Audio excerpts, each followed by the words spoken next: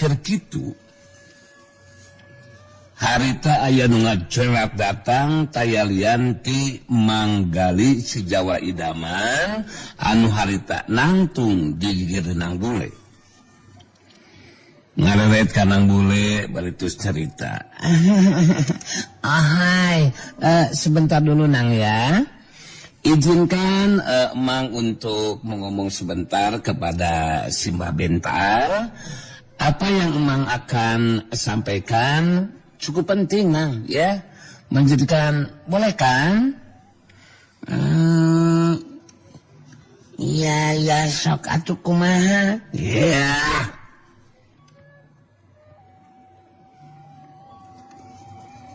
Iya kumaha gitu kumaha?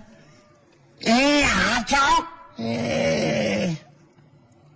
Waing dijina sok ngomong kasih Bentar kayaknya. Tanya aing keur amak. Aduh. Baru tanya kok nih asa luas gitu kasih mana gitu Nang. Sok, tong lewas. Harita si Jawa idaman terus nyarita deui ditujukeun ka Mbah Bentar. Hai. Begini Mbah Bentar.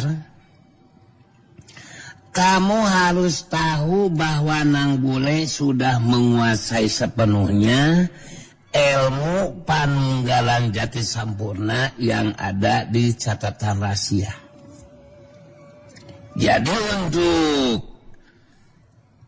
mengakhiri pertarungan ini, ya aku si Jawa idaman akan memberi tawaran dan kesempatan kepada Mbah Bentar untuk membuktikan kemampuan jurus Panunggal Daya Waruga yang merupakan jurus kahiji ilmu Panunggalan Jati Sampurna.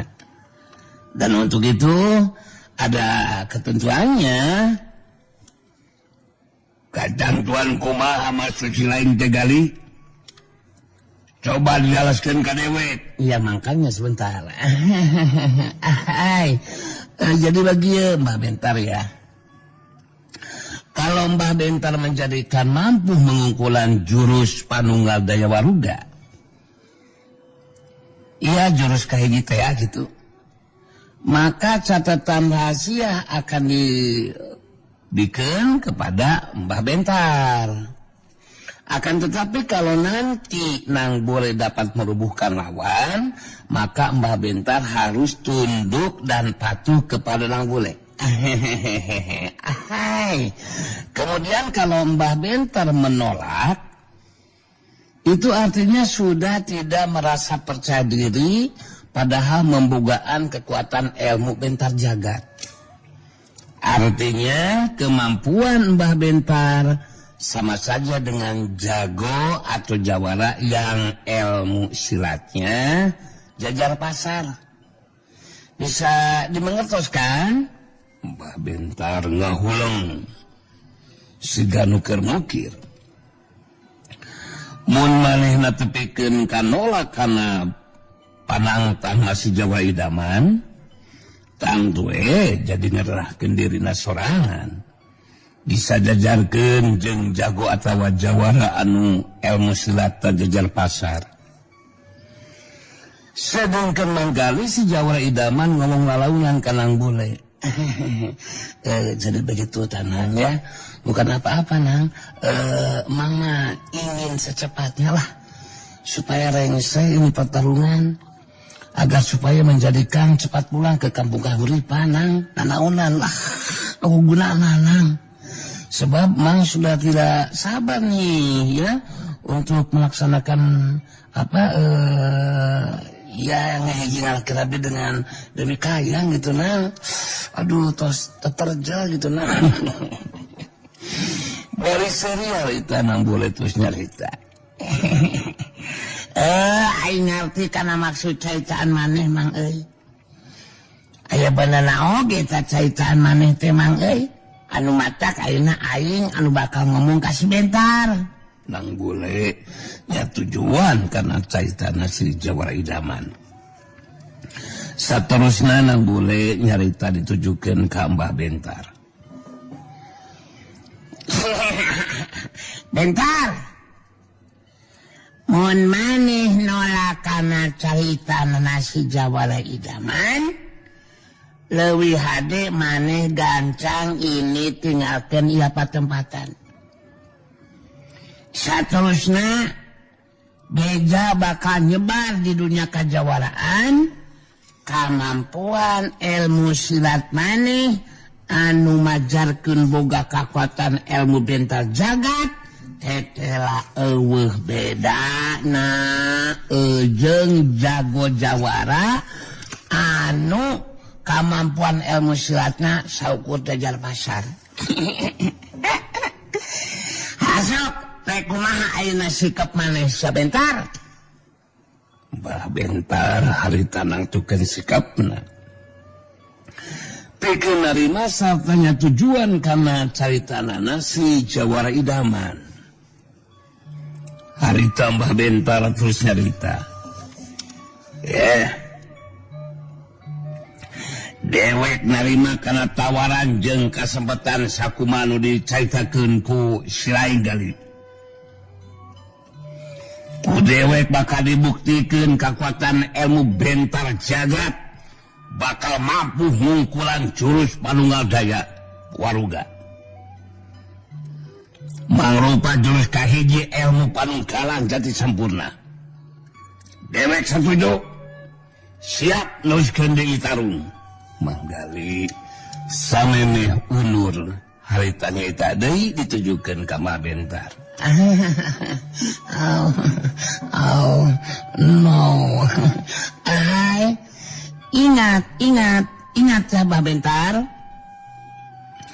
Kalau kemudian kamu tidak mampu mengungkulan jurus panunggal daya waruga yang digunakan sama Nanggule, maka menjadikan harus menepati janjinya. Ketika dapat dirumuhkan lawan, harus tunduk dan patuh kepada alo aku Nanggule putus Sirawing. You understand? Bisa dimengerti kan? Mbah bentar gancang harita ngajawab.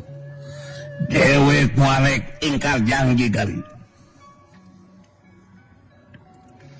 Mun tapikeun ka dewek bisa dirubuhkeun ku si Nanggule ngagunakeun jurus panunggal daya waruga, mangka dewek bakal ngaku kana kaunggulan anu jadi lawan.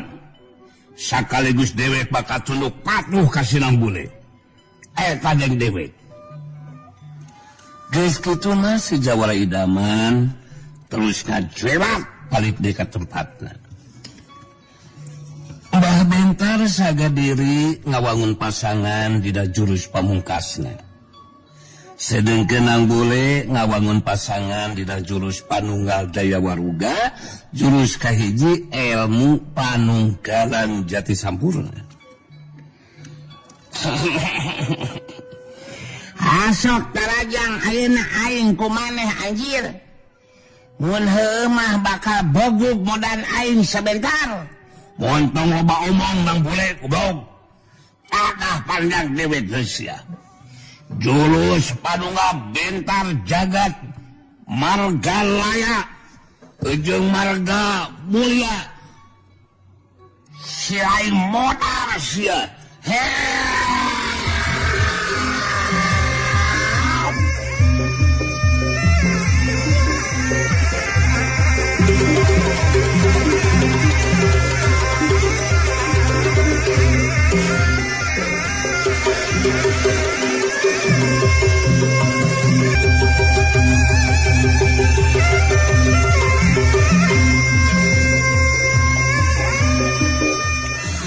Jorelap Kilung Mbah bentar maju narajang ngagunakeun jurus pamungkasna nu disebut jurus bentar jagat margalaya. Sedengkeun Nanggule tingkah di tempatna. Waktu panarajang nalawan datang bari ngagilirkeun badana ka gidir nyingkahan panarajang lawan. Sokil plos. Dina kecepatan gerak nu teu katuturkeun ku kasegetan panulawan harita nyaho-nyaho leungeun katuhu Nanggule geus ngahantem kana dadalawan. Sap Yuki beredeh waduh jadah kawenangan deui wae aing anjing.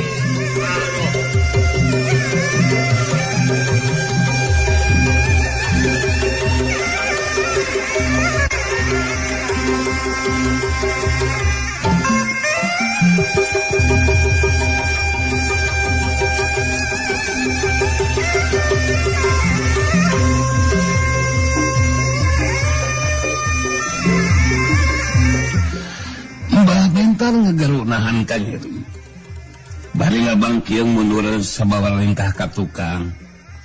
Asa teu percaya kana kajadian anu karandapan ku dirina. Tapi Mbah Bentar gancang ngajaga kasaimbangan badana, saterusna mancuhkeun tangtunganana.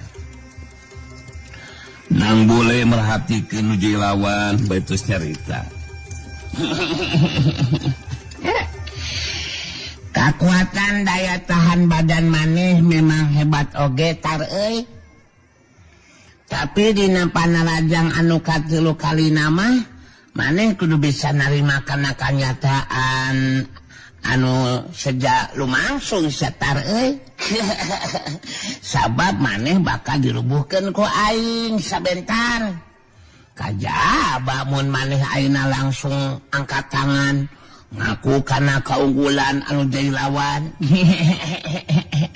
Tapi lamun maneh penasaran nya ujung teu percaya kana caitaan aing mah nya teu naon eta hak maneh nya maneh kali tinggal maju dina rajang anu katelu kalina bentar sok man hei bentar.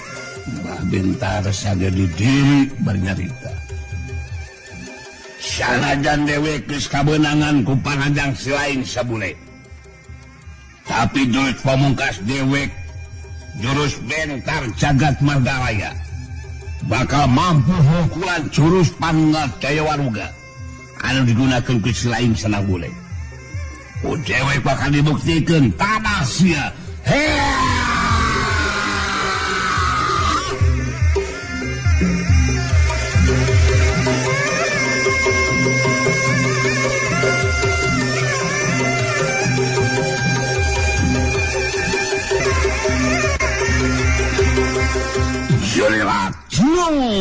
Mbah Bentar maju dina rajang masih ngagunakeun jurus pamungkasna dibarengan ku kakuatan tanaga lapisan sapinuhna.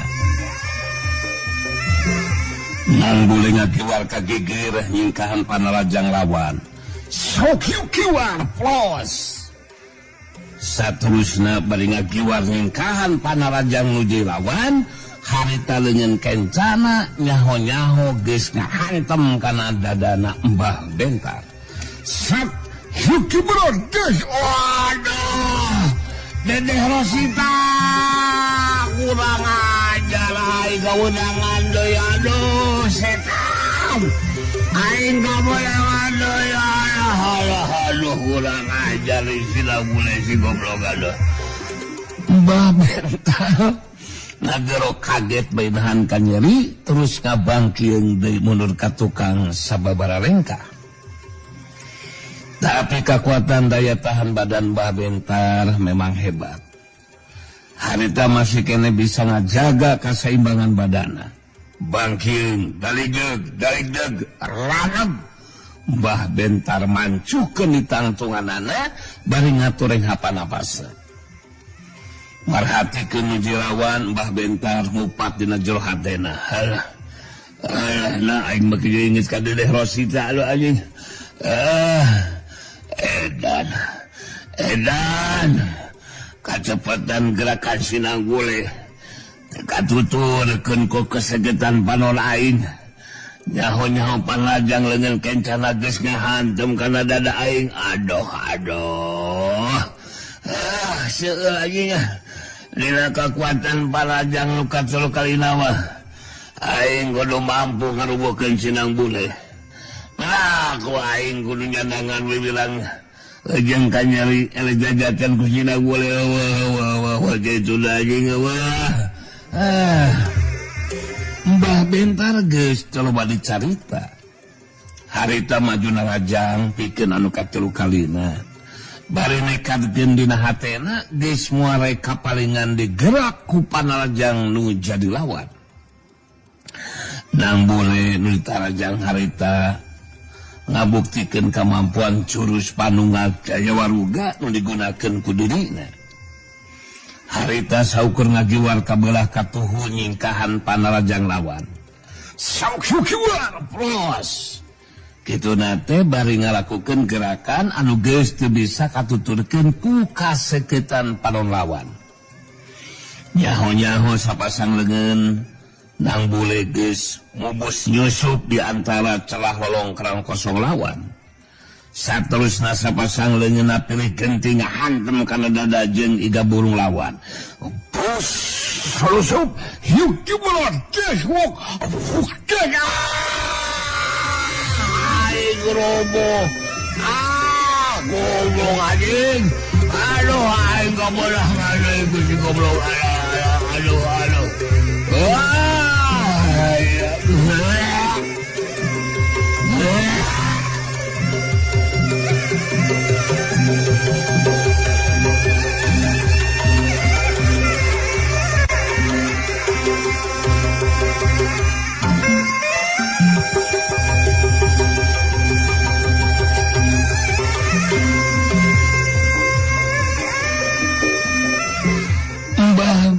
Bentar nahan nyeri bari badan ngacengkang oleh abga tukang. Geus teu bisa ngajaga deui kasaimbangan badana. Jengkang koleab kedebut. Mbah Bentar harita roboh ngabebengkang maling lemah. Tina salah-salah dua juru bibirna ngalai getih anu haneut keneh. Nang Bule mancu dina tangtunganana bari merhatikeun lawan anu geus dirubuhkeun ku dirina. Mulai Mbah Bentar geus dirubuhkeun ku Nang Bule. Harita manggali si Jawa Idaman ngajorat runcat datang nyampeurkeun ka Nang Bule bari nangtung di gigir Nang Bule. Harita si Jawa Idaman musirkeun perhatianana ka Mbah Bentar. Anu masih keneh ngagolen itu nyarita. Ahai, apa yang terjadi dan karandapan sama Mbah Bentar itu merupakan kenyataan yang harus diterimakan dong, ya. Menjadikan harus dimengerti sama Mbah Bentar bahwa berbeda dengan Mbah Bentar yang membogaan tekad ingin membinasakan Nang Bule juga yang lainnya. Akan tetapi kalau Nang Bule alokus si ganteng tidak membogaan tekad untuk menandasa dan binasa kepada sesama. Andai saja Nang Bule alo aku ini berniat membinasakan lawan, sangat mudah bro. Menjadikan perkara yang gampang. Apalagi meninggali Mbah Bentar yang sudah tidak akan mampu untuk melawan kembali. Bisa dibengertos kan? Mbah Bentar bari ngoneal udang lalaunan terus diuk harita ungguk tapi teu nyarita si Jawa Idaman nuliskeun deui caitanana. Kasihan deh lo. Ahai. Nah sekarang Mbah Bentar harus membuktikan janjinya, ya. Sebab sebagai seorang jago kolot tentu saja dengan menjadikan jangan menjadikan ingkar janji, ya. Dan Mbah Bentar juga harus tahu Nang Bule ini sebagai pemimpin barisan Dharmayuda yang selama ini memerangi pengaruh dan kekuasaan bangsa asing yang bernama Tuan Willem yang ada di Paguron Lintang Jagat. Jadi menurut pemikiran Jawa Idaman mah akan lebih baik kalau Mbah Bentar bisa bergabung ke barisan Dharmayuda. Begitu tah Mbah Bentar? Nang Bule milu nyambungan karena caitanana si Jawa Idaman. Nu dicaitakeun ku Mang Aing memang benar sia. tar jadi mun maneh boga tekad hayang nembus kasalahan maneh salah namun dina sesa waktu jeung umur maneh boga ilmu teh bisa diamalkeun keur merangan kajahatan sia nya Mas hasil tingkat langgeng sia bos bebenyi tu ae sia ngalempreh rek kumaha ayeuna sikep jeung tindakan maneh saterusna tar harita Mbah Bentar terus cengkat pangtung ngabagikeun paneutupna ka manggali si Jawa Idaman terus carita dewek ngaku kana kaunggulan ajen pangantai lain langgule luasa katiti pangadele jajatan dewek sama empu mengkolan jurus panunggal daya waluga saku majang di dewek mangka dewek bakat tunduk patuh kanang bule sarta boga tekad pikeun ngagabungkeun diri ka barisan Darmayuda pangbejakeun we ka si Nep ka si Akuy ka si Eroh kasih ewon dewek eleh gitu lek milu berjuang ngalawanan pangaruh jeung kekuatan barisan musuh anu aya dina pangaruh jeung kakawasana si Tuan Bilem bangsa asing itu guys si Jeffrey dak dibawa ku dia pikeun babarengan we pikeun bertengkur alah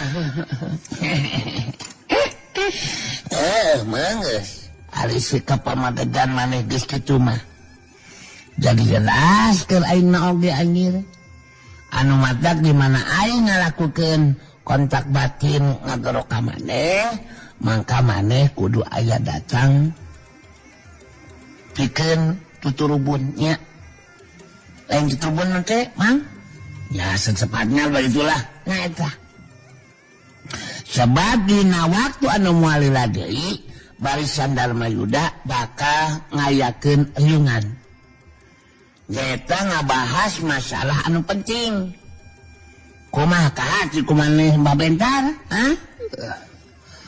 kahati nang bule kahati di mana dewek digoro di kontak batin tentu dewek bakal datang milu kana riungan barisan Darmayuda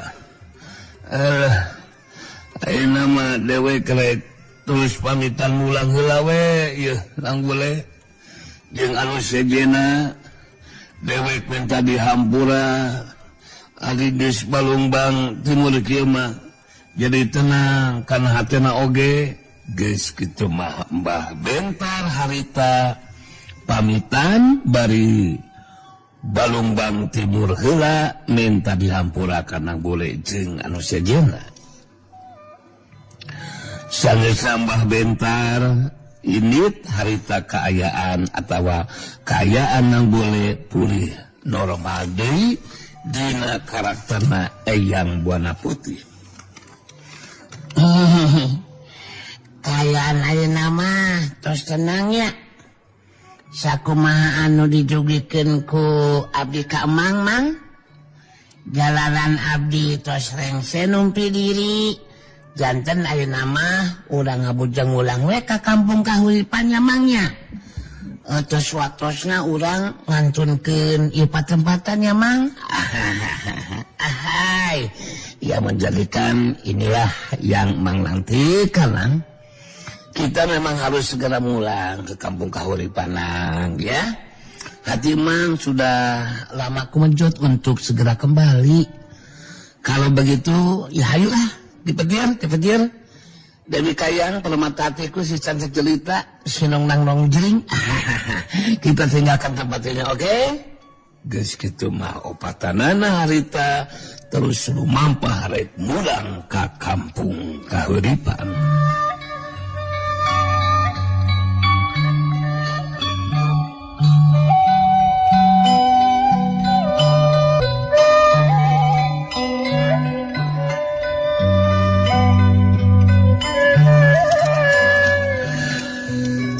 ngaturkeun harita di kampung Ciujung.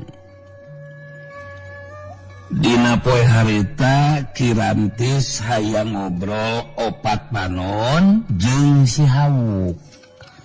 Anu mata Guntara jeung Sadawa Katut Sadubu mah araya di luar. Sabab ku si Hawuk geus diparentahkeun ulah aya anu milu nyaksian kana obrolanana jeung Kirantis. Harita Kirantis anu keur cumarita. Tadi kieu ieu teh Den Hawuk. Khusus ke maneh mah. Sok kudu make nyebut Den Hawuk sagala rupa Rantis. Geus langsung nyebutkeun ngaran haina. Ya teu naon atuh rek kitu mah. Jadi ayeuna ku Rantis sakijelaskeun ka Hawuk. Ngenaan di mana ayana Manintin jeung Mbah Rangkebong. Nya da iwal Kirantis anu nyaho mah. Anu mata Hawuk kudu percaya kana setiap caritaan Kirantis. Anu jelas urang duaan kudu tetep babarengan. Sabab mun terus babarengan, Rantis boga kayakinan Hawuk engke tangtu bakal bisa ngawasa dunia kajawaraan.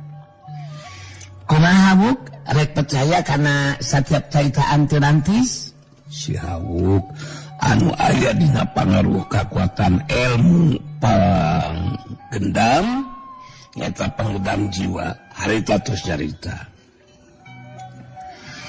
Wah, geus kudu emang kitu Rantis. Baru selang aing memang resep ka maneh. Sepain ka maneh Rantis. Anu wajib aing bakal percaya karena setiap caritaan maneh Rantis. Malah aing janji di mana ke aing jeung maneh geus manjing dewasa, maneh bakal dikawin ku aing Rantis. Aing geus moal milik awewe anu sejen. Bugue Kirantis ngerasa suka hatena ngadengi janjina si Hawuk. Harita Kirantis neruskeun di caritanana. Jadi kieu Hawuk pikeun ngabebaskeun Manintin jeung Mbah Rangkebong. Memang teu bisa ngalakukeun tindakan samarangan. Sabab tempat anu bakal didatangan teh lain tempat biasa.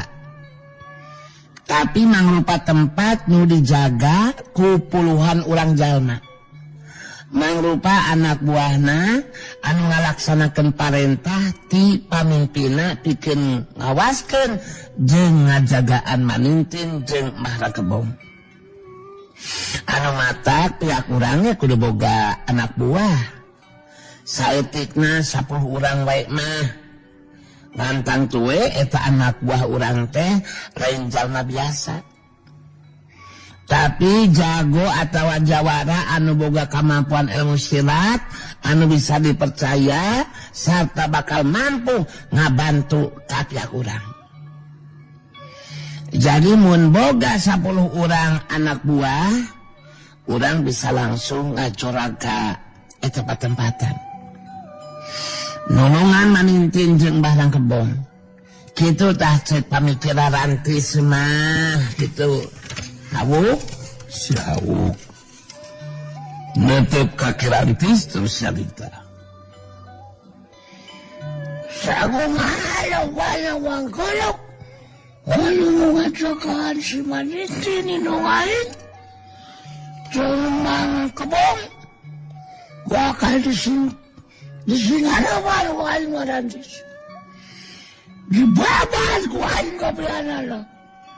Kurain teu jadi masalah di karawanan puluhan jalma oge Rantis. Babas ku aing. Tenang heula Hawuk. Lain teu percaya karena kekuatan ilmu Hawuk. Tapi sakuduna oge hawuk mah anu kudu ngalawanan pamimpinna. Sedangkan pihak urang ngasaukeun limaan. Ari jumlah lawan leuwih loba, bisa wae di mana lumangsung kaributan maningkeun jeung Mbah Rangkobong geus kaburu dibinasakeun ku pihak lawan. Jadi dina ngalakukeun tindakan teh urang ulah saukur bakal mampu ngukulan anu jumlahna puluhan jalma. Tapi nu leuwih pentingna mah kudu mikirkeun kasalamatanna maningkeun jeung Mbah Rangkobong kitu. Si Hawuk netep kaki rantis bari tos carita. Hebat ge pamikiran maneh rantis soy. Wah, mantu kepikiran. Kepikeun ka lebah dinya pamikiran maneh rantis. Mas aing ayeuna mah gerenkeun ka maneh we rantis. Ulaan upaya jeung cara nulungan si maningkeun nu aing jeung si Mbah Kebong anu penting duanana kudu salamet. Kirantis terus cerita deui. Nyawa kieu we hawuknya. Anak buah orang anu aya teh jelas ngan karek tuluan nyaeta Guntara, Sadawa, Katut Sadugu. Jadi orang butuh 7 orang de jago atawa jawara patalukan nu dijadikeun anak buahna urang. Bakal leuwih hade mun anu jadi patalukan teh 7 orang pupuhu paguron. Sabab pangaranan pupuhu paguron mah kamampuan ilmu silatna bisa diandalkeun. Jadi maksud lantas mah ulang 5 hari ini mendatangan ke 7 paguron atau menkisukannya lagi. Anu ini mah cukup orang duaan we hawuk. Jadi pikeun sementara waktu mah Mang Sargun jeung Sadawa Katut Sadugu sina nungguan we di dieu.